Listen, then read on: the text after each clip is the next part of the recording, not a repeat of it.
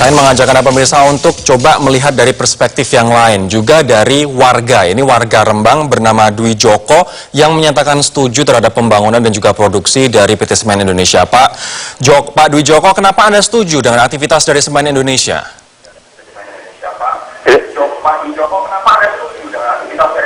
Pak Dwi. Terima kasih Mas Rory, terima kasih Mas Rory. Ini saya dari Rembang. Ya, ini saya dari Rembang. Saya menyampaikan setuju dengan adanya semen. Ini dikarenakan yang pertama, masyarakat Rembang ini adalah di bawah garis kemiskinan. Saya ingin warga kami ini bisa lebih sejahtera. Anda yakin dengan adanya pabrik ini Anda lebih sejahtera? Tidakkah Anda lebih sejahtera dengan menjadi petani jagung, beras, dan lain sebagainya? Saya yakin karena Semen Indonesia ini adalah semen BUMN milik pemerintah. Ya, milik pemerintah itu pemerintah berusaha untuk mensejahterakan rakyatnya. Karena selama ini yang ada di Tegal Jawa, masyarakatnya itu di bawah garis kemiskinan. Kalau melihat dari statistik angka kemiskinan, Tegal Jawa waktu itu sangat tinggi sekali. Sehingga banyak terjadi pernikahan dini, terjadi perceraian.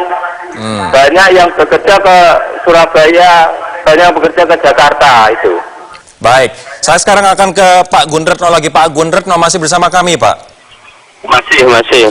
Bagaimana Anda melihat ini salah satu warga Rembang? Saya dapat informasi bahwa Anda warga Pati, begitu, bukan warga Rembang. Nah, bagaimana dengan pendapat warga Rembang yang mengatakan setuju dikarenakan nanti bisa meningkatkan hajat hidup mereka? Kenapa kemudian Anda yang warga Pati menolak adanya pembangunan pabrik semen di Rembang, Mas Gun? Perlu diketahui kami dituakan di jaringan masyarakat peduli Pegunungan Kendeng, mungkin tidak hanya dari Rembang saja.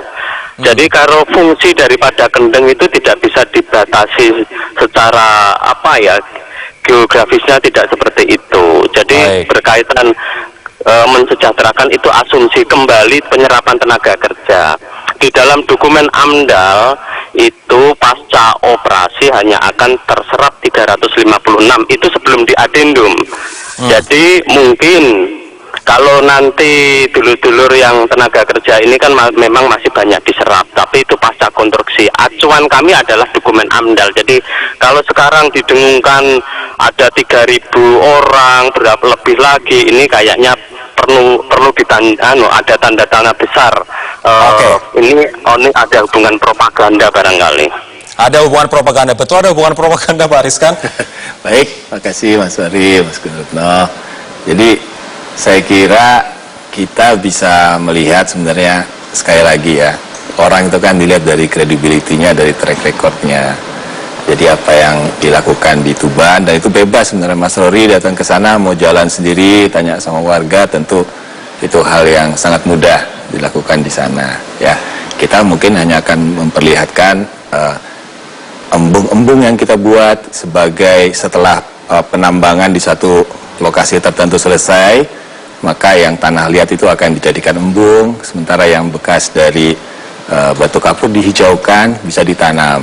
Ini adalah salah satu janji untuk... Bukan janji, di Tuban itu sudah dilakukan. Itu akan dilakukan di Rembang menurut Anda? Ya. Tapi ini concern dari masyarakat di sana adalah takutnya apabila penambangan sudah habis, kemudian pindah-pindah, seperti yang terjadi di Gresik. Kemudian ada juga kerusakan lingkungan dan daya tampung, daya dukung dari Pulau Jawa sudah punya 21 pabrik itu dianggap udahlah, cukuplah. Ya. Bagaimana Anda menjawab? Saya kira itu nanti kompetensi dari Bu Laksmi, ya, yang akan buat KLAS, dari LHK yang akan menjawab itu. Saya hanya bisa menyatakan bahwa di Tuban yang sudah dilakukan hal-hal yang seperti tadi dilakukan, sehingga mungkin kalau Mas Rory ke sana bisa melihat pabrik kita tuh sekelilingnya itu hijau. Pak Rizwan, apa jaminan dari teman-teman Semen Indonesia bahwa nanti warga di Rembang akan lebih sejahtera dengan keberadaan semen pabrik Anda? Kalau kita ngomong berandai-andai pasti bisa bilang tidak, bisa bilang iya. Sekarang bisa dilihat saja di Tuban pada saat Semen Indonesia masuk tahun 94 itu tingkat kemiskinan itu di atas 25%. Dan industri yang signifikan di sana sampai dengan tahun 2014 itu hanya Semen Indonesia. Itu penurunan kemiskinan sampai 14%. Oke. Ya, jadi itu ini di mana? Datanya saja yang berbicara di Kabupaten Tuban. Turun 14%. Saya akan tanya ke Mas Gun. Mas Gun, Ini adalah kalau misalnya contoh kasus di Tuban, kemiskinan turun 14%. Apakah Anda yakin dengan adanya pabrik semen Indonesia di Rembang, ini akan mengurangi tingkat kemiskinan di sana? Kami tidak yakin karena apa?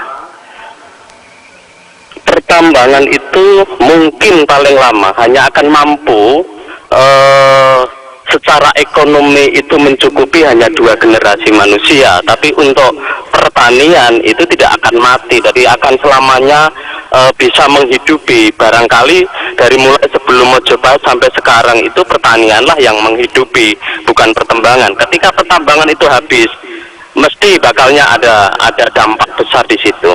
Jadi kami nggak yakin kalau lebih sejahtera dari tambang. Nggak yakin tuh sejahtera dari semen, Pak?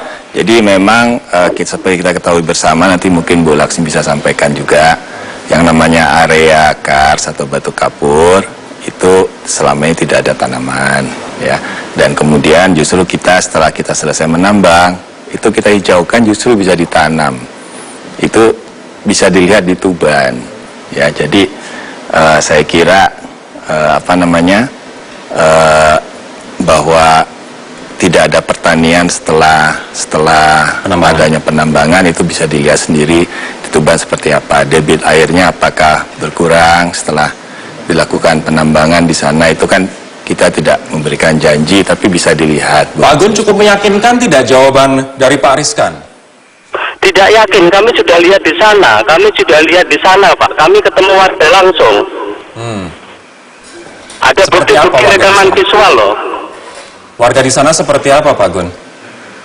Ya, kalau itu dijanjikan ketika lahan belum ada pabrik semen tidak produktif, dengan adanya jadi produktif, itu sesuatu yang aneh. Reklamasi yang harus dilakukan mungkin tidak sesuai apa yang disampaikan di media, ya. Jadi ketika digeduk dengan sedalam-dalamnya di situ, itu tanah dari mana untuk mereklamasi? Fungsi kars yang belum direklamasi itu menghidupi tanaman tumbuhan. Ketika direklamasi itu penyerapan air sudah berkurang kok. Jadi ini perdebatan yang mungkin Pak tahu langsung dilihat, yang mungkin memang dikondisikan seperti itu, tapi kami sudah lihat langsung di sana, Mas. Baik. Oke, Pak Gun, terima kasih atas waktu Anda. Yang penting masyarakat dan juga penonton sudah melihat perspektif dari masyarakat yang menolak. Terima kasih atas waktunya. Nanti saya akan dalam ini kenapa ada di 2 daerah yang berbeda, di Pati dengan di Rembang, tapi di MA nasibnya berbeda. Di Rembang pabrik semen Indonesia dikalahkan, sementara di Pati pabrik Indosemen dimenangkan. Kita akan tanyakan coba ke dari Kementerian Kehutanan dan Lingkungan Hidup sesaat lagi. Tetaplah bersama kami.